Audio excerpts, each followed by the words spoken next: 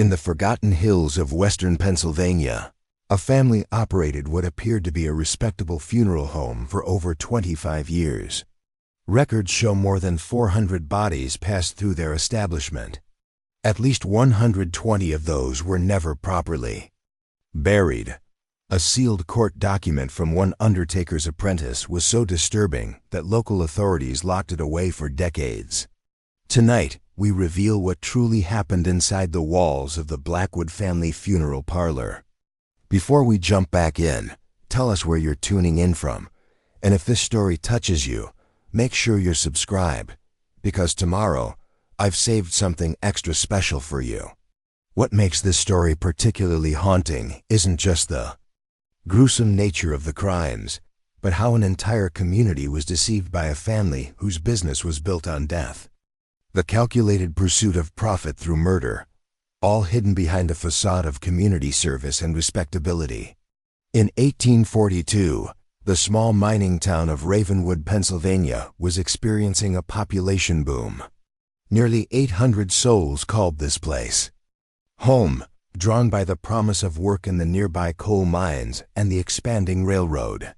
The town served as a supply hub for the growing industrial operations throughout the region, with a main street lined with shops catering to the needs of hardworking miners and their families. 2 miles outside town, along a winding dirt road flanked by ancient oak trees, stood a large Victorian house that would become notorious in local lore.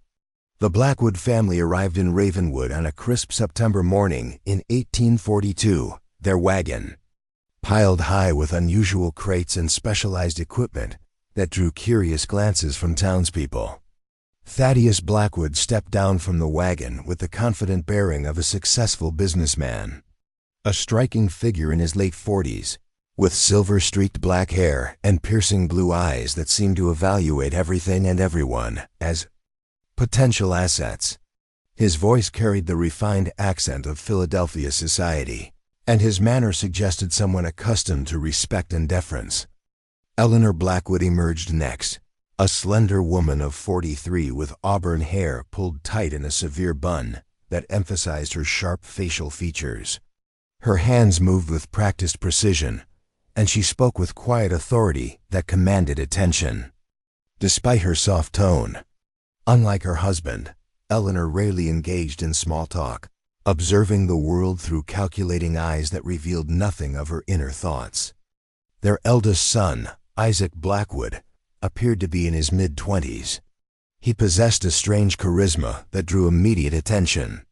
Tall and broad-shouldered with dark hair and his father's blue eyes, his handsome features were marred only by a thin scar running along his jaw. His smile never reached his eyes, and he had an unsettling habit of standing too close when speaking to others, particularly young women. The youngest family member, Lillian Blackwood, was barely 17. Unlike her brother, she seemed to shrink from attention, keeping her eyes downcast when addressed directly. Her pale complexion and slight frame gave her an appearance of fragility, though those who looked closely might notice the shrewd observation in her dark eyes or the surprising strength in her delicate hands. The Blackwoods claimed to be experienced morticians from Philadelphia, seeking to establish a new business in a growing community. They carried impressive references from prominent undertakers in the city, documents that would later prove to be clever forgeries. Their story was convincing enough to satisfy the town council of Ravenwood, who viewed the arrival of professional funeral directors as a sign of their community's rising status and prosperity. With gold coins that seemed inexhaustible, the family purchased a large property on the outskirts of town from the widow of a former mine owner. The price they paid, nearly double the property's worth, raised eyebrows but also ensured enthusiastic support from local officials grateful for the economic boost.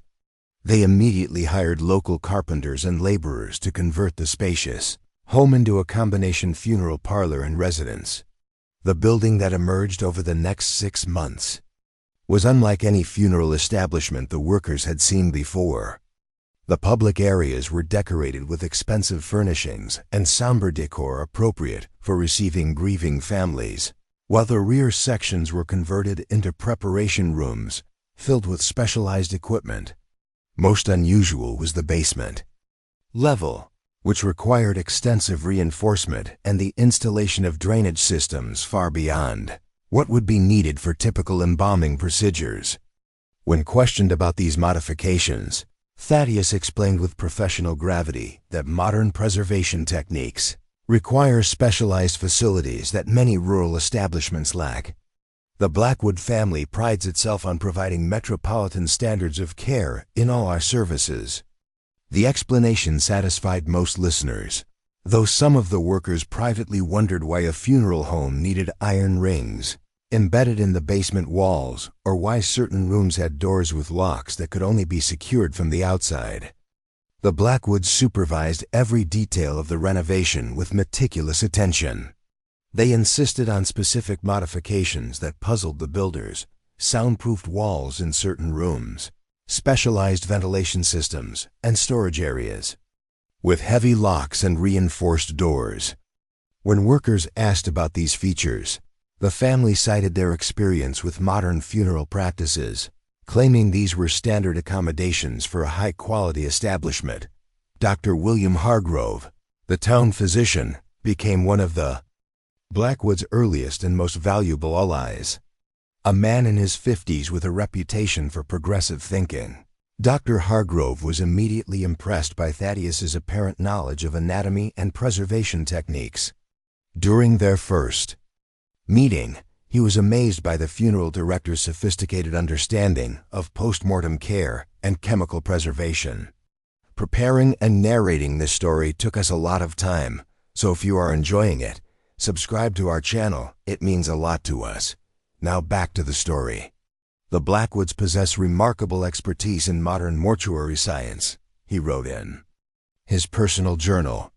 Their methods, while unconventional, are based on sound anatomical principles that I fear are years ahead of current practice in our region.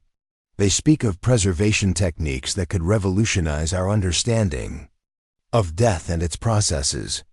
What Dr. Hargrove didn't record in his journal was the private conversation he had with Thaddeus Blackwood about their financial arrangement. In exchange for directing bereaved families to the Blackwood Funeral Parlor and signing death certificates, without excessive scrutiny, Dr. Hargrove would receive a generous monthly stipend. For a physician struggling to maintain his practice in a town where many patients paid in goods rather than cash, it was an offer too tempting to refuse. The funeral parlor's reputation spread throughout the county with remarkable speed. Families from settlements as far as Pittsburgh began hearing whispered recommendations about the Blackwoods' exceptional services and their ability to present the deceased with lifelike appearance, regardless of the condition of the body. Their prices were steep, nearly twice what other undertakers charged, but for grieving families seeking dignity for their loved ones, the cost seemed justified by the quality of service. The business flourished particularly during a typhoid outbreak in the winter of 1843, when the Blackwoods worked tirelessly to handle the sudden increase in deaths. Their willingness to collect bodies at any hour and their apparent immunity to the concerns of contagion that troubled other undertakers earned them the gratitude of the community. What no one questioned was why the family insisted on handling every aspect of the burial process themselves, rarely allowing family members to view the deceased until they were already in closed coffins. The first indication that something was fundamentally wrong at the Blackwood Funeral Parlor came on a stormy April night in 1844 when young Michael Collins was returning from a late meeting at the mining company office. The 22-year-old clerk had taken a shortcut past the Blackwood property, hoping to reach home before the threatening storm broke. As he hurried along the dark road, unusual sounds drew his attention toward the looming structure. Michael had grown up in Ravenwood and knew every natural sound: the creak of wind through trees, the scuttle of nocturnal animals, the distant rumble of mining equipment. But what he heard that night was different, deeply troubling, and unmistakably Human. Through the howling wind came a sound that made his blood run cold. A desperate, muffled cry that rose and fell, sometimes fading to whimpers before returning as frantic pounding. Abandoning his route home, Michael crept closer to the funeral parlor, his heart racing as the sounds continued. The main building appeared dark, but as he circled toward the back, he noticed a faint light emanating from the basement windows that were partially obscured by overgrown shrubs. The cries grew louder as he approached, and with them came other sounds, the scrape of metal tools, urgent whispered conversations, and something that sounded disturbingly like a struggle. Through a partially curtained basement window, Michael glimpsed a scene that would haunt him for the remainder of his short life. The basement had been converted into what could only be described as a macabre workshop, illuminated by several oil lamps that cast long shadows across stone walls. A young woman was secured to a wooden table with leather straps, her body moving weakly as she struggled against her restraints. Her mouth was covered with a cloth gag, but her eyes were wide with terror and desperation. Isaac Blackwood stood over the restrained woman, his usually impeccable appearance disheveled, sleeves rolled up to reveal muscular forearms stained with what appeared to be blood. His father worked at a nearby table, grinding something in a mortar with focused intensity, while Eleanor calmly sorted through a collection of bottles containing powders and liquids of various colors. Most horrifying of all, young Lillian Blackwood moved around the room with practiced efficiency, arranging tools and preparing materials as if this scene were entirely routine. Her typical shyness was gone, replaced by clinical detachment as she worked alongside her family in what was clearly a well-established procedure. Michael watched in frozen horror as Isaac leaned down to speak to the struggling woman, his words inaudible but his expression showing a disturbing mixture of excitement and concentration. The woman's struggles intensified briefly before her movements became increasingly weak. Thaddeus approached with a glass containing cloudy liquid, which Isaac forced between the woman's lips despite her attempts to resist. Unable to witness anymore, Michael fled into the storm, stumbling through mud and rain in blind panic.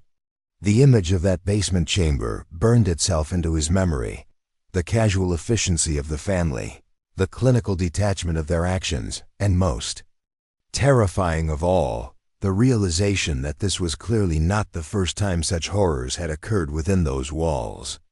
When Michael reached town, he immediately sought out Sheriff Thomas Warren, babbling about kidnapping and torture with such frantic intensity that the sheriff initially thought the young man was drunk or delirious.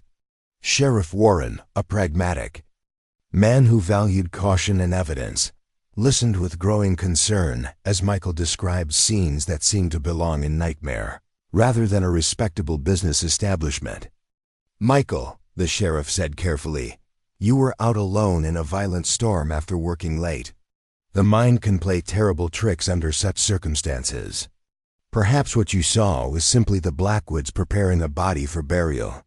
Their work is necessarily unpleasant to witness for those unaccustomed to death's realities." But Michael's description was too detailed, too specific to be dismissed as hallucination or misunderstanding.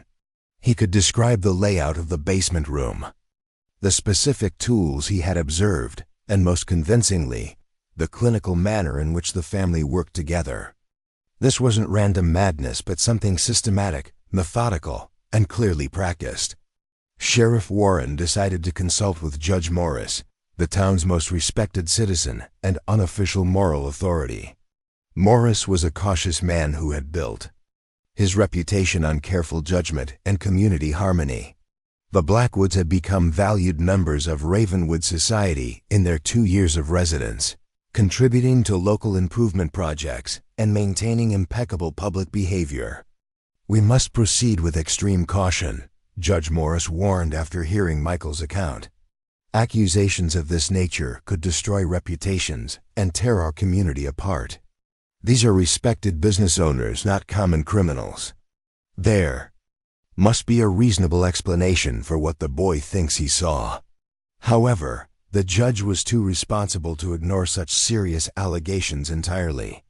He agreed to accompany the sheriff on a visit to the funeral parlor.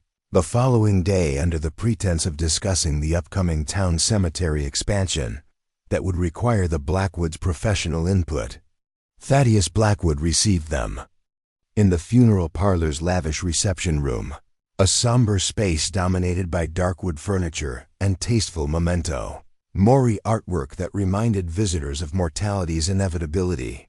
His manner was perfectly composed and professional, showing no sign of anxiety as he offered refreshments and discussed business prospects with apparent openness. When Sheriff Warren delicately mentioned that a passerby had reported unusual sounds coming from the property the previous night, Thaddeus's expression showed only mild concern and understanding. "Sheriff Warren," he said in his cultured Philadelphia accent, "I must apologize if our work disturbed anyone during last night's storm. We received the body of Joseph Miller, the miner killed in last week's accident. His condition required extensive restoration work before his family could view him, and I'm afraid the urgent nature of the task kept us working through the night." He explained that the preservation process sometimes required unusual procedures, particularly for bodies damaged by accidents or disease. Some aspects of their work, he continued with professional gravity, could appear disturbing to untrained observers unfamiliar with modern mortuary practices. "The sounds your witness heard were likely the normal processes of our work, the movement of equipment, the release of gases from the deceased, or perhaps even our expressions of frustration when facing particularly challenging restorations. We take pride in presenting the departed with dignity, but the process behind that result is not always pleasant to witness." The explanation was delivered with such professional confidence and rational detail that both Sheriff Warren and Judge Morris found themselves nodding in agreement. The concept of misinterpretation was familiar to both men who had seen how easily ordinary events could be misconstrued by frightened or confused observers. Thaddeus then offered to show them through the main preparation room, leading them into a spotlessly clean workspace filled with specialized equipment. Several bodies lay beneath white sheets, awaiting preparation or collection by families. Everything appeared orderly and professional, though Sheriff Warren noticed that the basement door was secured with a heavy lock. When he asked about seeing the lower level, Thaddeus explained that the basement contained their chemical storage and specialized preservation equipment. "I'm afraid we keep that area secured for safety reasons," he said with apologetic firmness. "The chemicals we use for embalming are highly caustic and potentially dangerous. Insurance requirements and professional standards demand we restrict access to trained personnel only." The explanation seemed reasonable within professional standards, and both men left the funeral parlor feeling reassured that Michael Collins had indeed misinterpreted what he had witnessed. However, something continued to trouble Sheriff Warren. During the ride back to town, a subtle wrongness he couldn't quite identify but couldn't dismiss from his thoughts. The careful staging of the tour, the two perfect explanations, and most troublingly, the fact that Joseph Miller's brother had told him just that morning that the Blackwoods had not yet collected his brother's body from the mining company office when the storm hit. The timeline in Thaddeus's explanation simply didn't match the facts the sheriff already knew.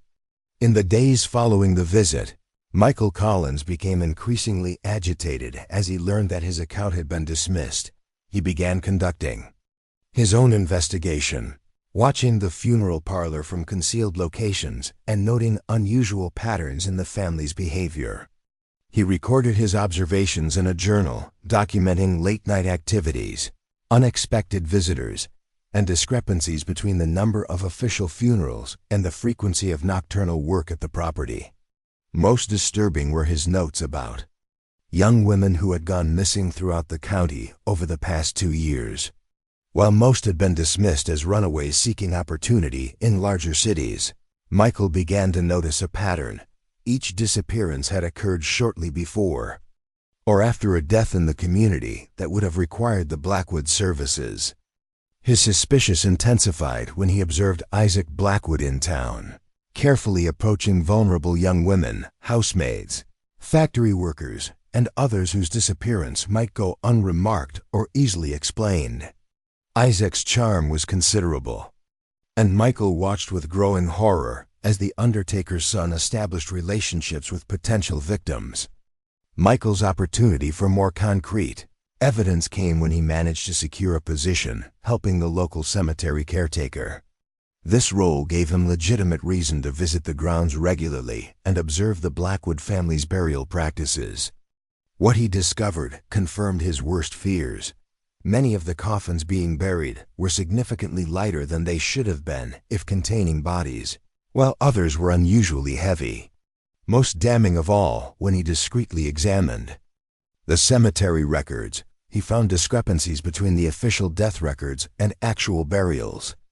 Some names listed in town records never appeared in the cemetery's burial registry, while other graves contained coffins for individuals who didn't appear in any official death records. When Michael attempted to share his findings with Sheriff Warren, he found the official strangely reluctant to pursue the investigation. Unknown to Michael, the sheriff had received a substantial donation from Thaddeus Blackwood for the upcoming election campaign, along with reminders about how disruptive unfounded accusations could be to community harmony.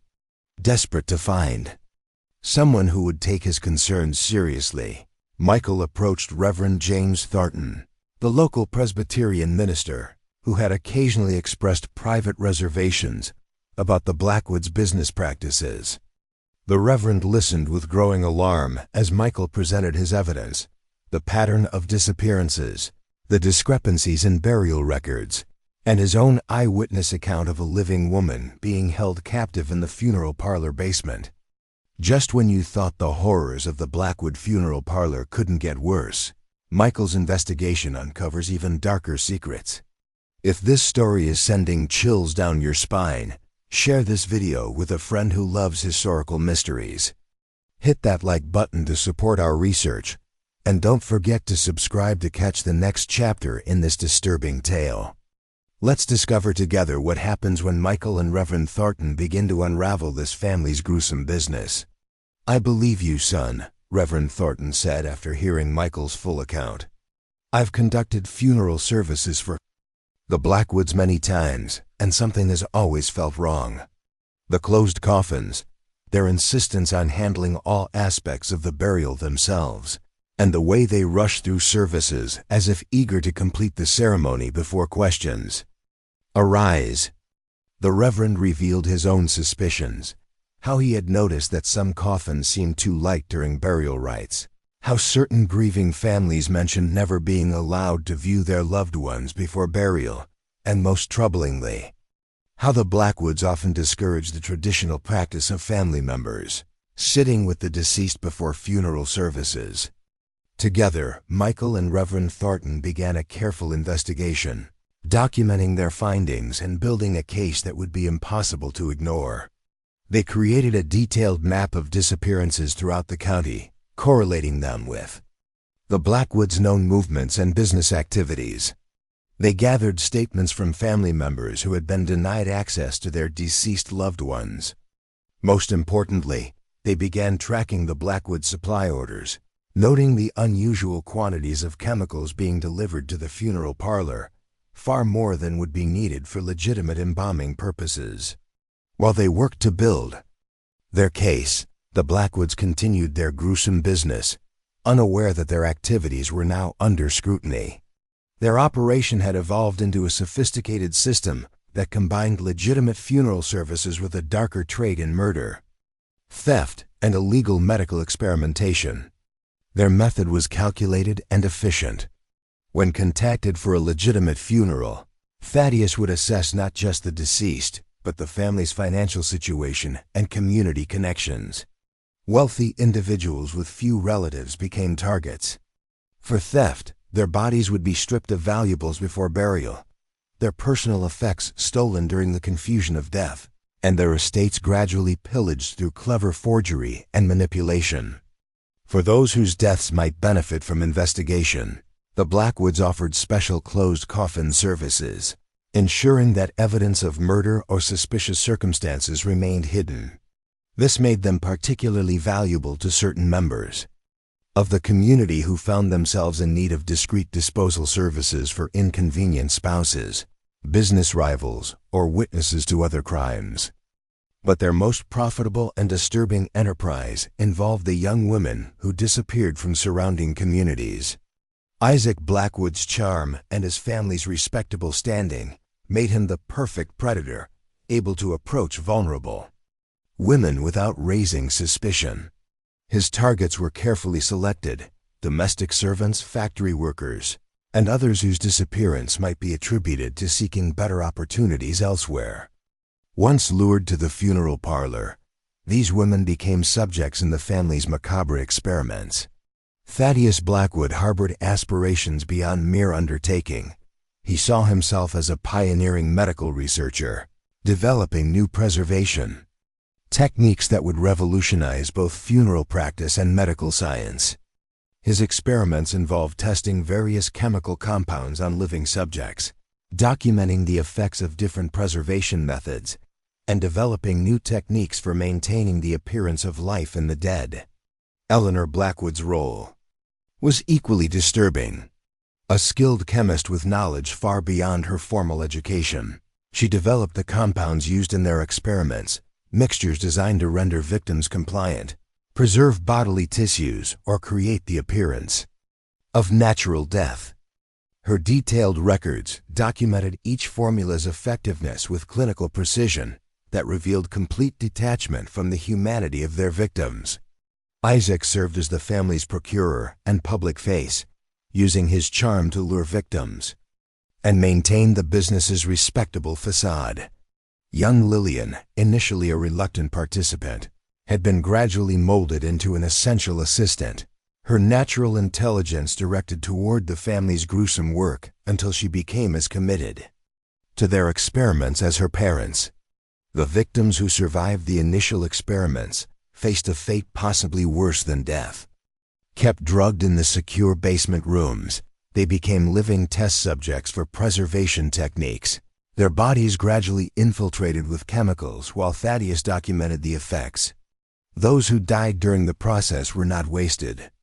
Their bodies were either sold to medical schools seeking anatomical specimens or used to substitute for legitimate corpses, allowing the Blackwoods to sell the original bodies for profit. As Michael and Reverend Thornton continued their investigation, they faced growing danger. The Blackwoods' influence in the community had become considerable, their financial contributions and professional services making them invaluable to many prominent citizens. Their alliance with Dr. Hargrove ensured medical credibility, while their donations to Sheriff Warren's campaign had purchased official protection. The breakthrough in the case came from an unexpected source. Catherine Miller, the younger sister of a local seamstress who had disappeared 3 months earlier, reported seeing a woman who looked remarkably like her sister being loaded into a Blackwood funeral wagon late at night.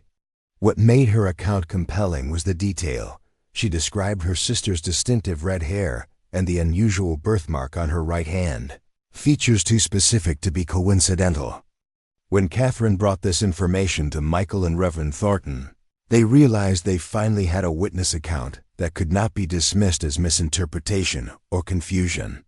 Catherine was known for her reliability and sharp eyesight, and her detailed description provided the evidence they needed to demand official action. Armed with their accumulated evidence and Catherine's testimony, Reverend Thornton bypassed Sheriff Warren and traveled to the county seat, where he presented their case to District Attorney William Harrison.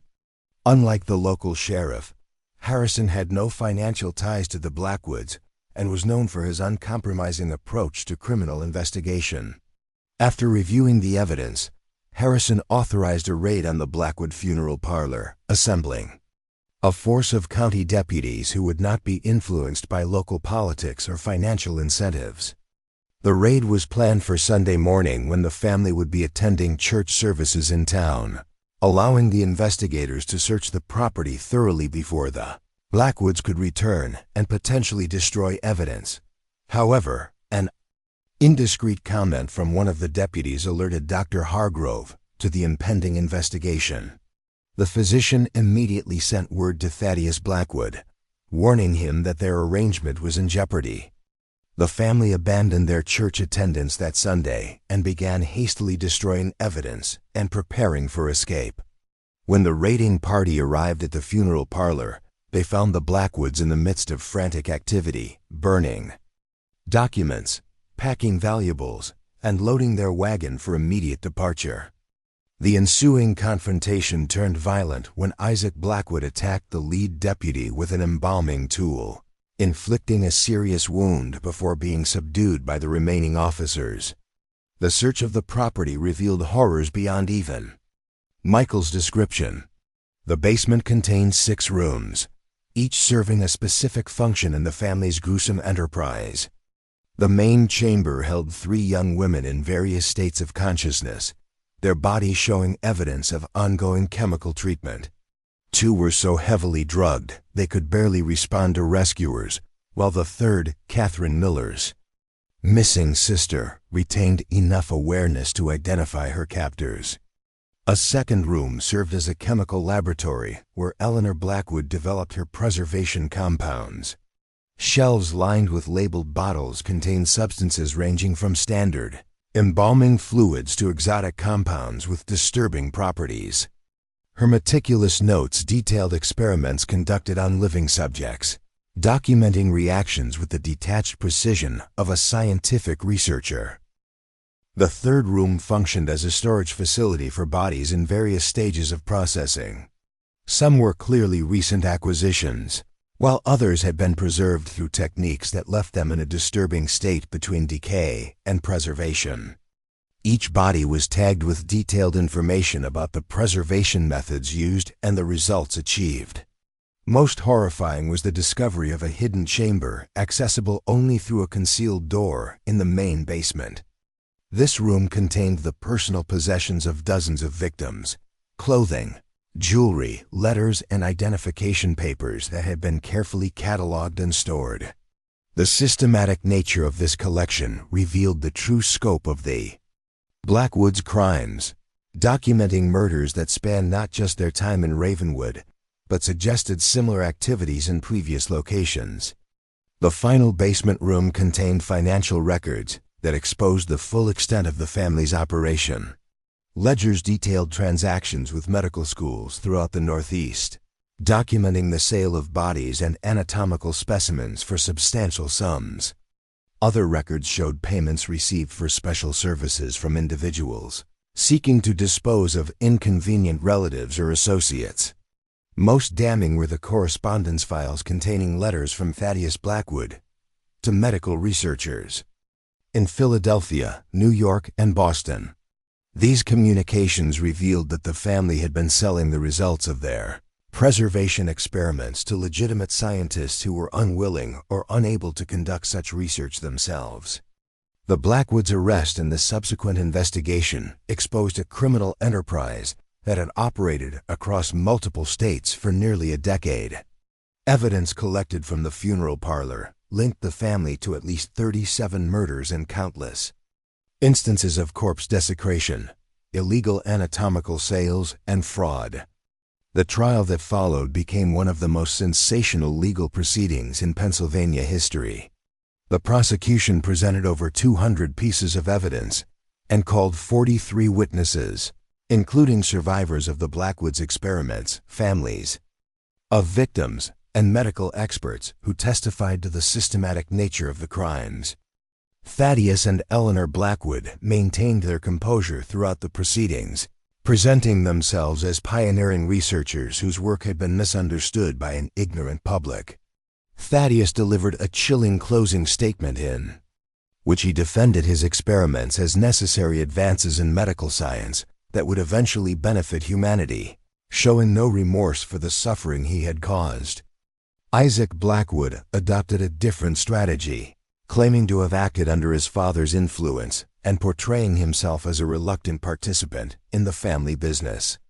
This defense collapsed when prosecution witnesses detailed his active, role in luring victims, and his apparent enthusiasm for the experimental procedures. Young Lillian presented the most complex case for the court.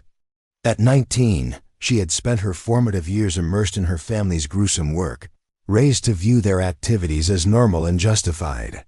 Psychological testimony suggested she had been systematically molded into a participant through a combination of isolation, indoctrination, and gradual desensitization to suffering. The jury deliberated for less than 6 hours before returning guilty verdicts for all family members. Thaddeus, Eleanor, and Isaac Blackwood were sentenced to death by hanging, while Lillian received a life sentence in the state asylum for the criminally insane in recognition of her youth and the psychological manipulation she had endured. The execution of the Blackwood family on November 15, 1845, drew thousands of spectators from throughout the region.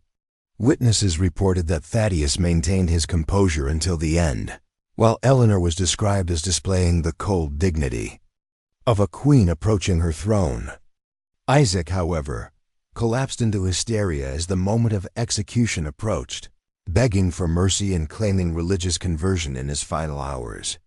Michael Collins, whose persistence had been instrumental in exposing the Blackwoods' crimes, found little satisfaction in the justice that had been served.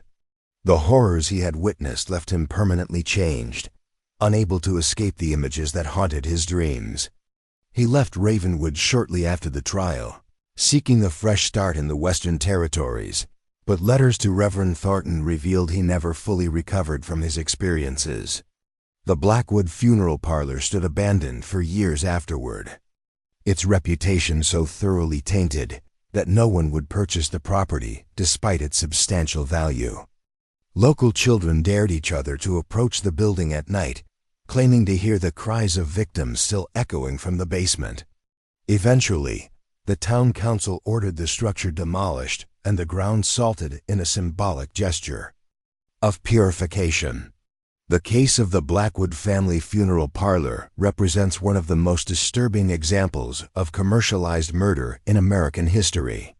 This family combined business acumen with complete moral bankruptcy, creating an enterprise that profited from death while actively manufacturing it.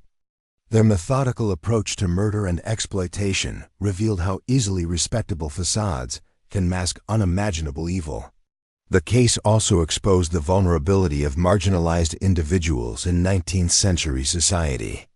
The Blackwoods deliberately targeted those whose disappearances would go uninvestigated: domestic servants, factory workers, and others whose absence could be easily explained or overlooked. Their ability to operate for years without detection revealed the dark truth that some lives were considered more valuable and more worthy of protection than others. Perhaps most disturbing was the revelation that legitimate medical advances had been built upon knowledge obtained through the Blackwoods' horrific experiments. Several prominent medical texts of the era were found to contain preservation techniques that originated in Thaddeus Blackwood's basement laboratory, raising uncomfortable questions about the foundations of modern medical knowledge and the ethical compromises that enabled its development. This dark chapter in Pennsylvania history shows U.S. the terrifying potential that emerges when entrepreneurial skill combines with moral corruption. The fact that a family could operate a systematic murder enterprise for years under the guise of legitimate business reveals how easily evil can hide behind respectability and professional expertise. What do you think about this story? Could such systematic horrors really have remained hidden in plain sight for so long? The evidence suggests that community status and financial influence can create powerful shields against scrutiny, allowing monsters to operate within the very structures designed to protect society. Do you believe similar crimes could occur today, hidden behind facades of professional services and community involvement? Leave your thoughts in the comments below. If you found this tale disturbing yet fascinating, subscribe and share with someone who appreciates uncovering the buried secrets of American history. The shadows of our past hold many more dark truths that powerful interests tried to erase forever. See you in the next video, where we'll reveal another forgotten chapter of history that challenges everything we thought we knew about American society. Following the Blackwoods' execution, the story of their funeral parlor of horrors spread throughout Pennsylvania and beyond.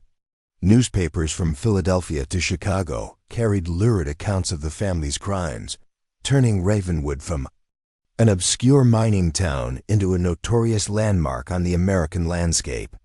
Travelers would divert their routes to view the site where such atrocities had occurred, prompting local merchants to sell souvenirs and guidebooks detailing the gruesome history of the death house, as it came to be known. The sensational nature of the case obscured a more troubling reality. The Blackwoods had not operated in isolation.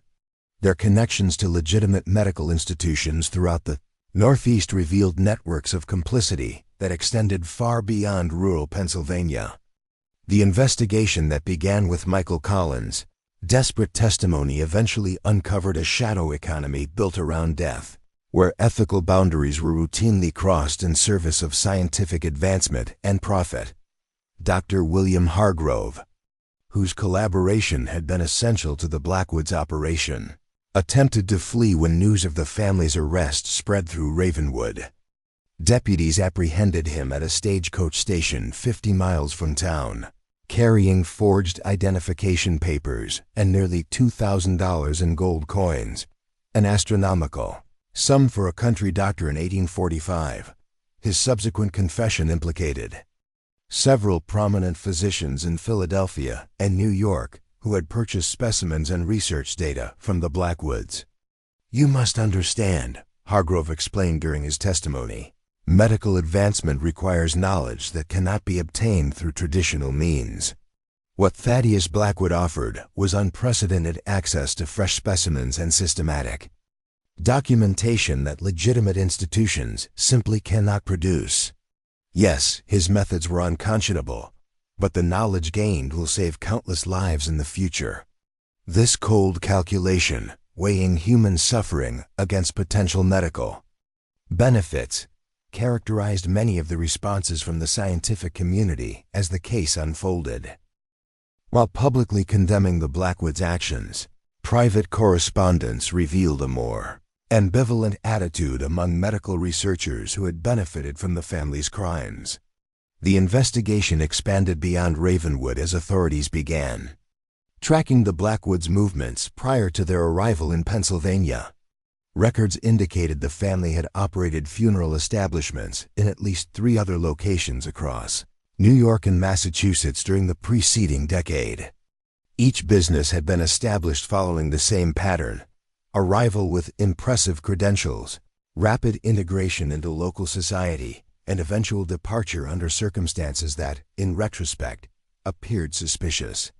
In the small town of Dunfield, Massachusetts, where the Blackwoods had operated from 1837 to 1839, investigators discovered burial records with discrepancies similar to those found in Ravenwood.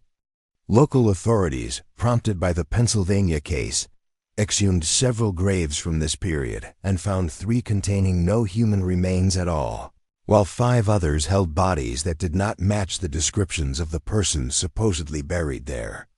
Most disturbing was the discovery of a hidden cellar beneath a barn that had once belonged to the Blackwood property in Dunfield. The space, accessed through a concealed trapdoor, contained evidence that had survived the family's hasty departure. Restraints bolted to the stone walls, drainage channels carved into the floor, and faint chemical stains that testing revealed to be consistent with the preservation compounds found in the Ravenwood laboratory. The investigation in Westbrook, New York, where the family had resided from 1840 to 1842, yielded similar findings along with witness accounts that acquired new significance in light of the Pennsylvania revelations. Several residents recalled young women who had disappeared during that period, cases that had been attributed to migration to larger cities, but now appeared in a more sinister context. "Isaac Blackwood courted my sister for nearly 2 months," testified Mary Wilkins of Westbrook. "She was so taken with his charm and position that when she vanished, We all assumed she had eloped with him, despite our parents' objections. He expressed such convincing distress at her disappearance that no one questioned his story that she had changed her mind and taken a steamboat to Albany. Now I wonder if she ever left Westbrook alive. Investigators estimated that the Blackwood family had claimed at least 75 victims across their various locations before their capture in Ravenwood, though the true number would never be known with certainty. The pattern suggested a learning curve. Their early operations had been less sophisticated and more easily detected, forcing frequent relocations. By the time they established their Pennsylvania business, they had refined their methods and developed the connections necessary for longer-term operation. The evidence collected from these earlier locations revealed another disturbing aspect of the Blackwoods' enterprise. They had been systematically documenting their experiments throughout their criminal career, producing what amounted to a comprehensive research program conducted outside any ethical constraints. Thaddeus Blackwood's journals, recovered from various hiding places, displayed a methodical approach to human experimentation that paralleled legitimate scientific inquiry in everything except consent and compassion. Subject 27 responds differently to the arsenical solution than previous specimens. Read one entry dated October 1838. Tissue maintains remarkable pliability for 17 days. When subcutaneous injection is administered ante-mortem rather than post-mortem. Coloration remains lifelike, though subject experiences considerable discomfort during the process. Further refinement of dosage may reduce suffering without compromising results. This clinical detachment, referring to living human beings as specimens and subjects while methodically documenting their suffering, provided a window into Thaddeus Blackwood's mind that was perhaps more terrifying than the physical evidence of his crimes.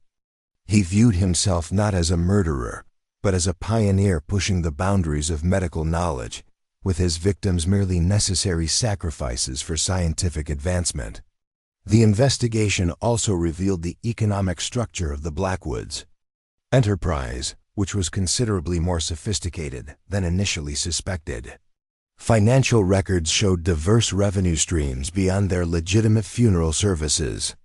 They had developed a lucrative trade in anatomical specimens, supplying medical schools throughout the Northeast with preserved organs, tissue samples, and complete cadavers at premium prices. Up next, you've got two more standout stories right on your screen. If this one hit the mark, you won't want to pass these up. Just click and check them out. And don't forget to subscribe and turn on the notification bell so you don't miss any upload from us.